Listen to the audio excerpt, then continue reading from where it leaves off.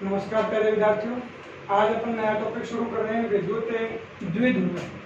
देखो शब्दावली देखना, विद्युत द्विध्रुव है और एक इसी से मिलता जुलता शब्द हम पढ़ेंगे। विद्युत द्विध्रुव है आप। देखो नाम से अपन ने पहले भी अपन ने बता चुके हैं कि एक होता है विद्युत।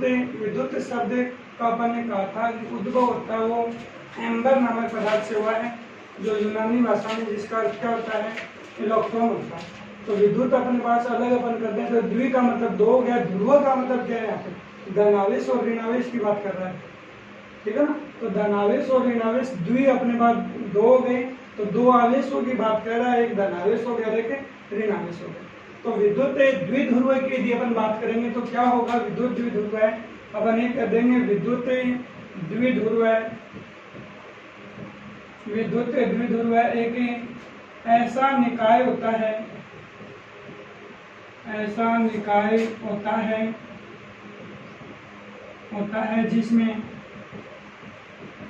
जिसमें समान परिमाण के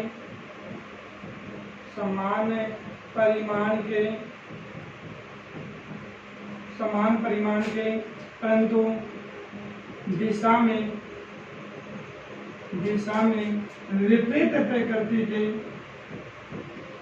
विपरीत प्रकृति के दो आवेश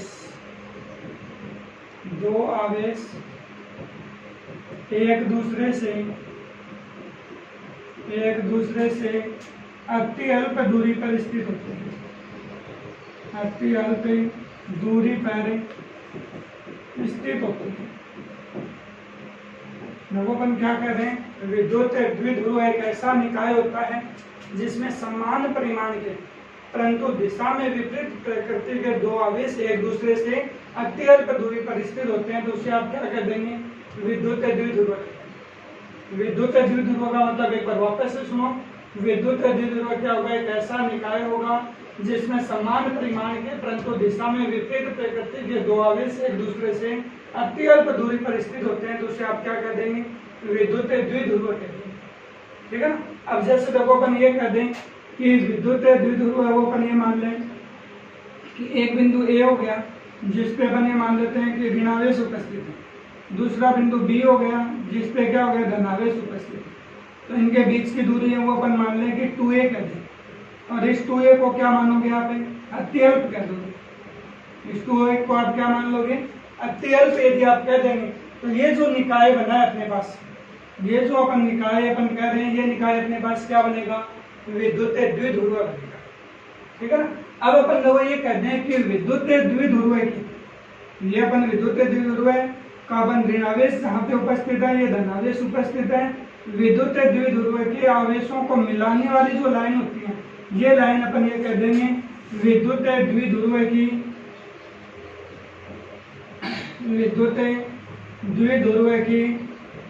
अक्षीय रेखा कहलाती है। विद्युत द्विध्रुव की अक्षीय रेखा, अक्षीय रेखा अपन लोग किसे कहेंगे कि विद्युत द्विध्रुव के दोनों आवेशों को मिलाने वाली लाइन, मिलाने वाली रेखा को अपन क्या कह देंगे, विद्युत द्विध्रुव की अक्षीय रेखा कह देंगे, ठीक है। और अक्षीय रेखा का मिड पॉइंट, अक्षीय रेखा का मध्य बिंदु विद्युत द्विध्रुव का केंद्र कहलाता है। ये अपन ये कह रहे हैं कि ये अक्षीय रेखा है, ए है जिसपे ऋणावेश है, बी है जिसपे अपने पास क्या धनावेश है, इसका मिड पॉइंट अपन क्या कहते हैं, केंद्र ओ कह देंगे। तो ये अपने पास क्या होगा कि विद्युत द्विध्रुव का केंद्र जो बनता है वो अपने पास क्या कहलाएगा, विद्युत द्विध्रुव की अपन अक्षीय रेखा का मध्य बिंदु होगा, वो अपने कह देंगे विद्युत द्विध्रुव का केंद्र बनता है। तो ये अपने पास क्या होगा, केंद्र होगा। तो ये जो अपन केंद्र ओ अपन कह रहे हैं, तो ये अपने पास दूरी कितनी हो जाएगी, ए, और ये दूरी भी कितनी हो जाएगी, ए, क्योंकि अपन ने टोटल दूरी कितनी मानी है, 2a, ठीक है ना। तो विद्युत दो परिभाषा अपन ने देख ली, एक तो विद्युत द्विध्रुव की अक्षीय रेखा, तो विद्युत द्विध्रुव के दोनों आवेशों को मिलाने वाली जो लाइन होती है वो विद्युत द्विध्रुव क्या कहलाएंगी, अक्षीय रेखा कहलाएंगी। अक्षीय रेखा का मध्य बिंदु क्या कहलाएगा, विद्युत द्विध्रुव का केंद्र कहलाता है। अब तीसरी परिभाषा देखना, विद्युत द्विध्रुव की निरक्षीय रेखा। तो अपन ये कहेंगे कि विद्युत द्विध्रुव के केंद्र से होकर गुजरने वाली तथा अक्षीय रेखा के लंबवत रेखा को, देखो अक्षीय रेखा के लंबवत रेखा कि अपन देखो ये कहेंगे कि ये कह देंगे कि विद्युत द्विध्रुव के केंद्र से तो वो गुजरे, परंतु अक्षीय रेखा के क्या होनी चाहिए, लंबवत होनी चाहिए। जैसे देखो ये अपन कह रहे हैं ये ए बिंदु हुआ, इस पे क्या हुआ ऋणावेश, ये बिंदु क्या हुआ बी हुआ, जिसपे अपने पास क्या हो गया धनावेश उपस्थित हो गया क्या। अब मैं ये कह रहा हूँ दोनों आवेशों को मिलाने वाली लाइन क्या कहलाएगी, दोनों आवेशों को मिलाने वाली जो लाइन है वो क्या कहलाएगी, अक्षीय रेखा कहलाएगी, ठीक है ना। और अक्षीय रेखा के बाद में अपन इसका मिड पॉइंट ले रहे हैं तो मिड पॉइंट इसका केंद्र कहलाएगा, तो ये अपने पास क्या होगा केंद्र हो जाएगा, क्योंकि मिड पॉइंट है इसका मतलब ये दूरी ए हो जाएगी और ये भी ए हो जाएगी। अब देखो केंद्र से होकर गुजरे अक्षीय रेखा क्या होनी चाहिए, लंबवत होनी चाहिए, तो देखो केंद्र से होकर गुजरेंगी तो यही तो लाइन होगी, और अक्षीय रेखा ये क्या है लंबवत भी है भी, तो ये अपने पास क्या कहलाएगी, निरक्षीय रेखा कहलाएगी। ये अपन क्या कह देंगे, निरक्षीय रेखा कह देंगे। कहीं देखो ये बता देते हैं कि अक्षीय रेखा के लंबवत, तो अक्षीय रेखा के लंबवत तो मैं ये भी कह सकता था ये लंबवत नहीं है क्या, तो ये निरक्षीय रेखा नहीं है भी। निरक्षीय रेखा का मतलब होगा कि द्विध्रुव के केंद्र से तो वो गुजरे, और अक्षीय रेखा क्या होनी चाहिए, लंबवत होनी चाहिए, तो वो अपने पास क्या कहलाएगी, इसकी निरक्षीय रेखा कहलाएगी, ठीक है ना। तो ये अपन लोग यहाँ पे तीन अपन ने चार परिभाषाएं देखी हैं। विद्युत द्विध्रुव एक ऐसा निकाय होता है जिसमें समान परिमाण के परंतु दिशा में विपरीत प्रकृति के दो आवेश एक दूसरे से अत्यल्प दूरी पर स्थित होते हैं, तो वो अपने पास ऐसा निकाय क्या कहलाता है, विद्युत द्विध्रुव कहलाता है।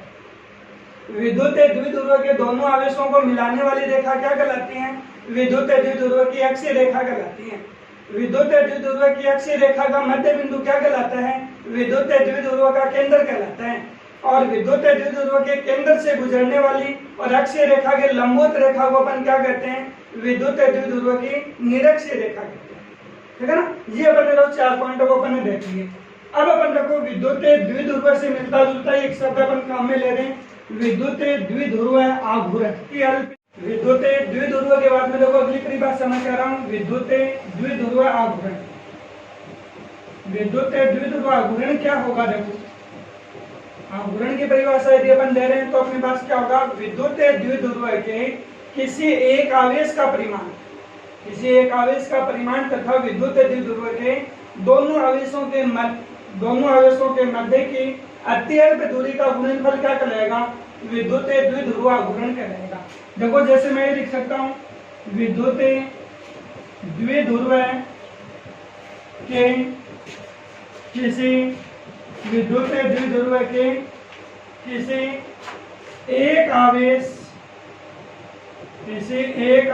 का परिमाण, किसी एक आवेश का परिमाण तथा विद्युत द्विध्रुव के दोनों आवेशों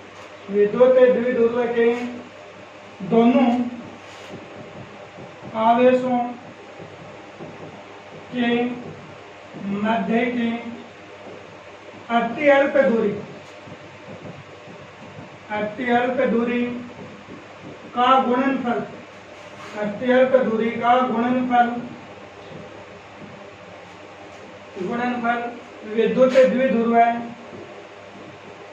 विद्युत द्विध्रुव आघूर्ण कहलाता है,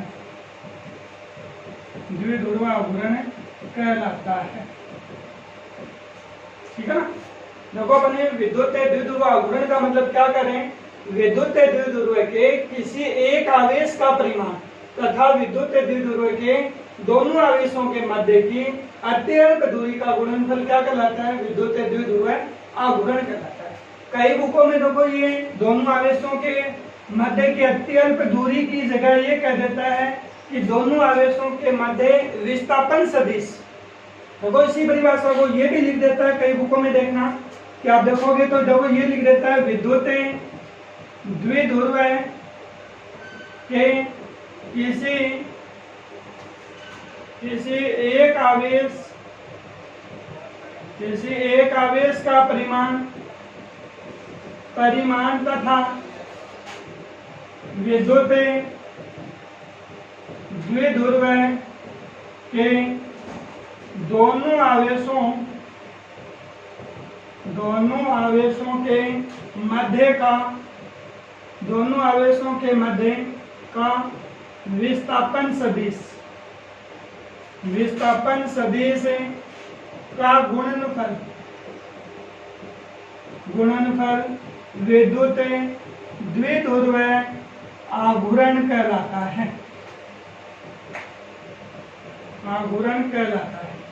एक ही बात है, जो भी आपको परिभाषा याद हो रही है वही अपन लिख दें, क्योंकि देखो अपन 11th क्लास में पढ़ के गए, जब दूरी होती है वैसे तो अदिश होती है और विस्थापन होता है वो सदिश होता है, लेकिन दूरी का मान यदि अपने पास अत्यल्प है, बहुत ही कम दूरी होंगी तो अपने को यहाँ पे पता होगा वो दूरी क्या होगी, उस दूरी की अपने को डायरेक्शन पता होगी।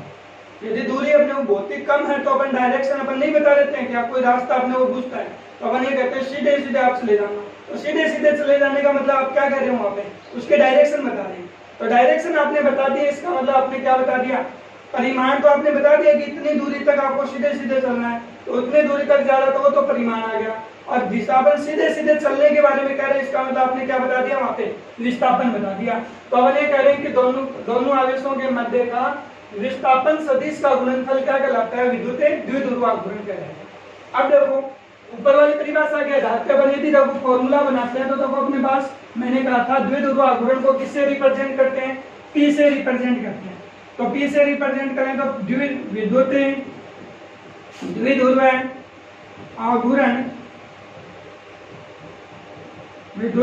आघूर्ण बराबर क्या हो गया, अभी विद्युत द्विध्रुव के एक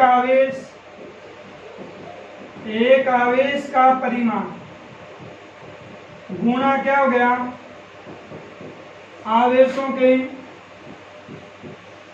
विद्युत द्विध्रुव के आवेशों के मध्य की दूरी,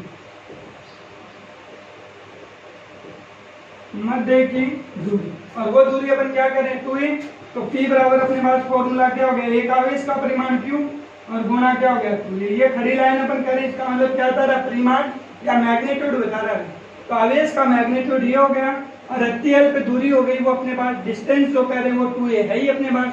तो ये कह देंगे कि जो चार्ज है उसका मैग्नीट्यूड हो गया, जो डिस्टेंस है वो 2a हो गई, उन दोनों का मल्टीपल होगा वो अपने पास क्या होगा, इलेक्ट्रिक डाइपोल मोमेंटम हो जाएगा, ठीक है ना। तो वो अपन ये कहते हैं विद्युत द्विध्रुव आघूर्ण अपन बता देंगे। अब देखो P का मात्रक अपन कहेंगे, तो P का मात्रक अपने पास क्या बनेगा, अभी P का मात्रक जब इस फॉर्मूले के आधार पे अपन बताएं तो एमकेएस पद्धति कह दें।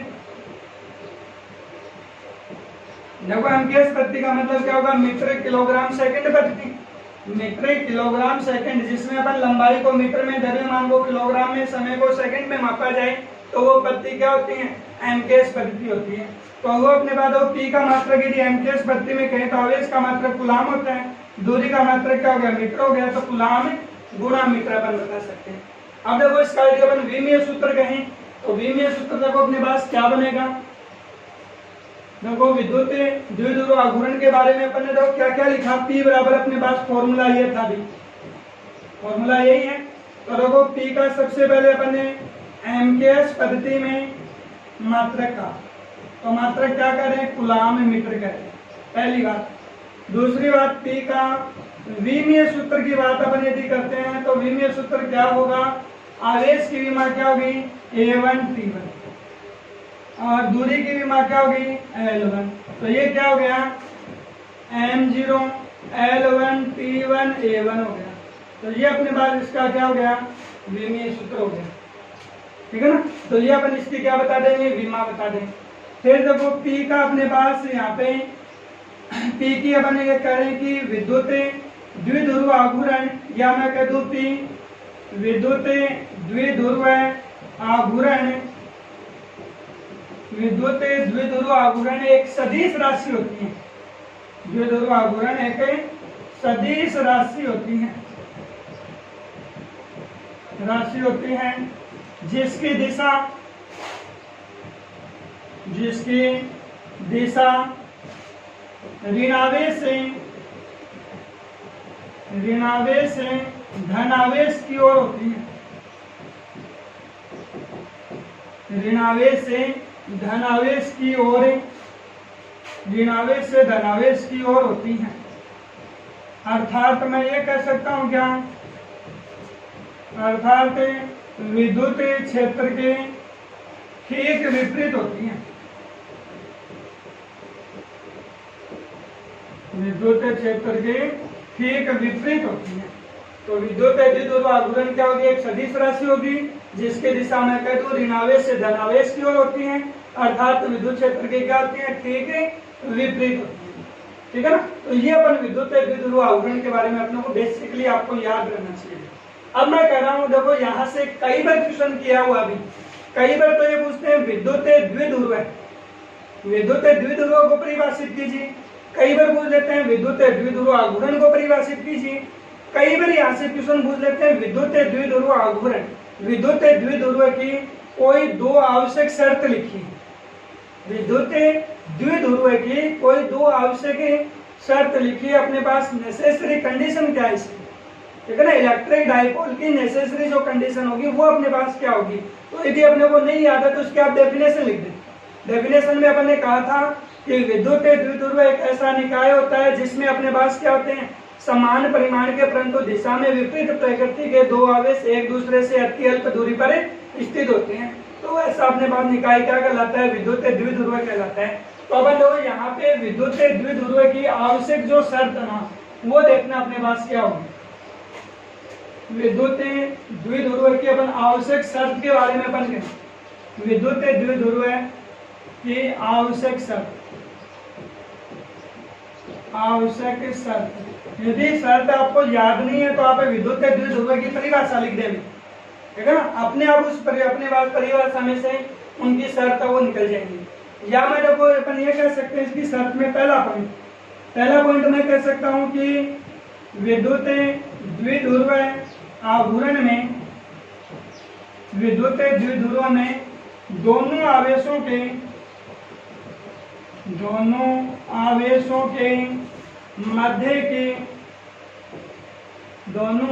के मध्य की दूरी अत्यल्प होनी चाहिए, अत्यल्प होनी चाहिए, पहली चीज। दूसरी बात अपने पास ये कह दें विद्युत द्विध्रुव में आवेश का मान अनंत की ओर अग्रसर होना चाहिए, अनंत की ओर अग्रसर होना चाहिए। अभी तो अपन इसका देखो केवल परिमाण ही तो ले रहे हैं कि देखो अपन ने विद्युत द्विध्रुव में यही तो कहा है कि ये ऋणावेश होता है तो ये अपने पास क्या होता है, धनावेश, और इनके बीच की दूरी क्या होगी, 2a अत्यल्प होगी। ये बीच की दूरी अपन क्या कह देंगे, 2a अत्यल्प है, वो अपने पास यहाँ पे ये कह देंगे a और b अपन कह देंगे, ठीक है ना। इनके बीच की जो दूरी होगी वो अपने पास 2a अत्यल्प है, वो अपने पास यहाँ पे अपन बता सकते हैं कि ये ऋणावेश हो गया, ये धनावेश हो गया, इनके बीच की दूरी 2a अत्यल्प है, वो अपन बता सकते हैं। अब देखना देखो एक बात और देखना, ये अपन ये कह रहे परिमाण में तो दोनों बराबर हैं, दिशा में ही तो विपरीत है। कि देखो अपने को याद है दिशा में विपरीत कैसे कोई पूछ ले तो धनावेश के कारण अपन ने बल रेखाएं खींची थी, तो बल रेखा क्या होती है, हमेशा पृष्ठ के लंबवत बाहर की ओर होती है धनावेश के कारण। और ऋणावेश के कारण अपन यदि बल रेखा खींचते हैं तो अपने को पता है ऋणावेश के कारण क्या होती है, बल रेखा होगी वो प्रवेश करेंगे अंदर की ओर। ऋणावेश के कारण बल रेखा अपन यदि करें तो वो क्या होगी, अंदर की ओर प्रवेश करेंगे। तो देखो इसमें तो यदि विद्युत क्षेत्र देखें तो ऋणावेश की ओर होगा, विद्युत क्षेत्र हमेशा देखेंगे तो इसमें प्रवेश करेंगे तो इसमें अपने पास क्या होगा, इस धनावेश से अपने पास ये कर देंगे कि विद्युत क्षेत्र वो बाहर की ओर निकले। यही तो स्थिति हुई। अब मैं एक पॉइंट और देखो, ये पॉइंट कब जाकर जुड़ेगा, जब अपन आवेश, देखो अपन ने आवेशों का योज्यता नियम कर लिया, विद्युत द्विध्रुव पढ़ लिया, एक टॉपिक अपन विद्युत फ्लक्स पढ़ेंगे और एक टॉपिक गाउस का नियम पढ़ेंगे। इन चारों को आपस में यदि मैं कह दूं इन चारों को आपस में यदि कंबाइंड कर दें तो इन चारों को यदि मैं कंबाइंड कर दूंगा ना तब एक अच्छा क्वेश्चन यहाँ पे बनेगा। कि कई बार ये आ जाता है कि किसी बंद पृष्ठ में 5 विद्युत द्विध्रुवों को रख दें तो उस बंद पृष्ठ से संबद्ध विद्युत फ्लक्स का मान कितना होगा।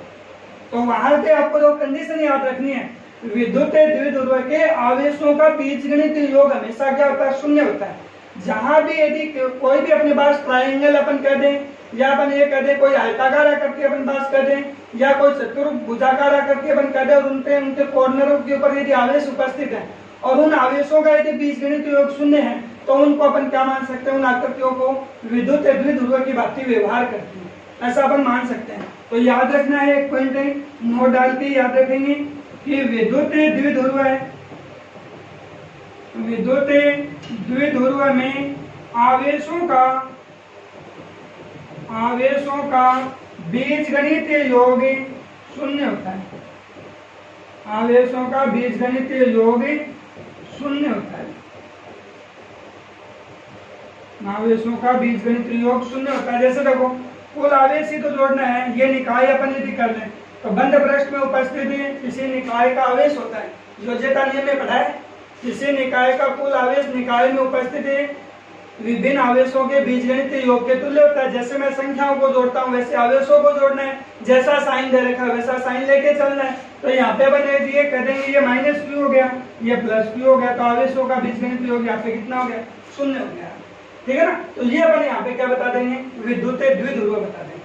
अच्छी तरह से देखो, एक बार अपनी परिभाषाओं से देखना है कि आज जो अपन जो टॉपिक पढ़े हैं, एक बार वापस से देखो, मैं रिकैप कर रहा हूँ, छोटे छोटे टॉपिक हैं। देखो सबसे पहले मैंने पढ़ा विद्युत द्विध्रुव, विद्युत द्विध्रुव को बताया, क्या बताया मैंने, विद्युत द्विध्रुव एक ऐसा निकाय होता है जिसमें समान परिमाण के परंतु दिशा में विपरीत प्रकृति के दो आवेश एक दूसरे से अत्यल्प दूरी पर स्थित होते हैं, तो ऐसा निकाय क्या कहलाएगा, विद्युत द्विध्रुव कहलाएगा। फिर यहाँ से मैंने कहा विद्युत द्विध्रुव की अक्षीय रेखा क्या होगी, विद्युत द्विध्रुव की अक्षीय रेखा बन कर दें।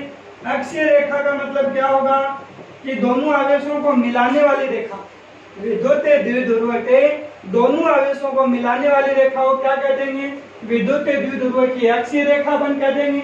फिर मैंने कहा विद्युत द्विध्रुव का केंद्र कहा, तो विद्युत द्विध्रुव का केंद्र क्या होता है अभी, अक्षीय रेखा का मध्य बिंदु, अक्षीय रेखा का मध्य बिंदु क्या कहलाएगा, विद्युत द्विध्रुव का केंद्र कहलाएगा। और फिर मैंने तीसरी परिभाषा दी है विद्युत द्विध्रुव की निरक्षीय रेखा, निरक्षीय रेखा का मतलब मैंने क्या कहा, विद्युत द्विध्रुव के केंद्र से होकर गुजरने वाली परंतु अक्षीय रेखा के लंबवत रेखा को क्या कहते हैं, विद्युत द्विध्रुव की निरक्षीय रेखा कहते हैं। ये अपन ने पढ़ा। अब देखो इस तीनों को एक साथ में डायग्राम में बता रहा हूँ। ये देखो अपने पास ऋणावेश हो गया, ये अपने पास धनावेश हो गया, इनके बीच की दूरी क्या होगी, 2a होगी। ये जो निकाय बना ये तो क्या बन गया, विद्युत द्विध्रुव हो गया। अब दोनों आवेशों को मिलाने वाली लाइन खींच दो, मिलाने वाली लाइन हो गई, ये अपने पास क्या होगी, विद्युत द्विध्रुव की अक्षीय रेखा होगी। इसका मिड पॉइंट ले लो, इसका मिड पॉइंट O हो गया, ये O क्या बन गया, इसका केंद्र बन गया। और इसके केंद्र से होकर जाने वाली लाइन होगी और अक्षीय रेखा की लंबवत भी होगी, तो ये अपने पास क्या होगी, विद्युत द्विध्रुव की निरक्षीय रेखा होगी, ठीक है ना। फिर अपन ने आज पढ़ा है, देखो विद्युत द्विध्रुव आघूर्ण अपन ने पढ़ा, विद्युत द्विध्रुव आघूर्ण, और वो अपन कह रहे हैं P से रिप्रेजेंट कर रहे हैं भी। तो विद्युत द्विध्रुव आघूर्ण अपन किसे कह रहे हैं, विद्युत द्विध्रुव के किसी एक आवेश का परिमाण तथा दोनों आवेशों के मध्य की अत्यल्प दूरी तो a का गुणनफल होता है, वो क्या कहलाता है, विद्युत द्विध्रुव आघूर्ण कहलाता है। इसकी दिशा अपन ये कहते हैं, ये सदिश राशि होती है, तो सदिश होगी तो इसकी क्या होगी, दिशा होगी, और दिशा होगी तो अपन ये कहते हैं इसकी दिशा क्या होती है, ऋणावेश से धनावेश की ओर होती है, ठीक विद्युत क्षेत्र के विपरीत होती है। फिर अपन ने पढ़ा, आज एक लास्ट टॉपिक था विद्युत द्विध्रुव आघूर्ण। अपन ने विद्युत द्विध्रुव की आवश्यक शर्त कही, तो आवश्यक शर्त का मतलब मैंने क्या कहा कि दोनों आवेशों के मध्य की दूरी क्या होनी चाहिए, अत्यल्प होनी चाहिए, और विद्युत द्विध्रुव के आवेशों का मान किधर होना चाहिए, अनंत की ओर अग्रसर होना चाहिए। और एक पॉइंट और कह सकते हैं, विद्युत द्विध्रुव के आवेशों का बीजगणित योग क्या होना चाहिए, शून्य होना चाहिए, तो ही उस निकाय को आप क्या मानोगे, विद्युत द्विध्रुव मान सकते हैं। तो ये अपन इसके आवश्यक शर्त का वो अपन बता सकते हैं, ठीक है ना। कल अपन देखो इसी टॉपिक से जुड़ा हुआ जो दो बड़े क्वेश्चन दे रखे हैं पहले चैप्टर में, विद्युत द्विध्रुव की अक्षीय रेखा के कारण और विद्युत द्विध्रुव की निरक्ष रेखाएं का। ये अपन दोनों ही बड़े बड़े क्वेश्चन है, 4 नंबर में आते हैं अभी, वो अपन कल वो अपन शुरू करेंगे। तो यहाँ तक का एक बार वो आपको पढ़ना है।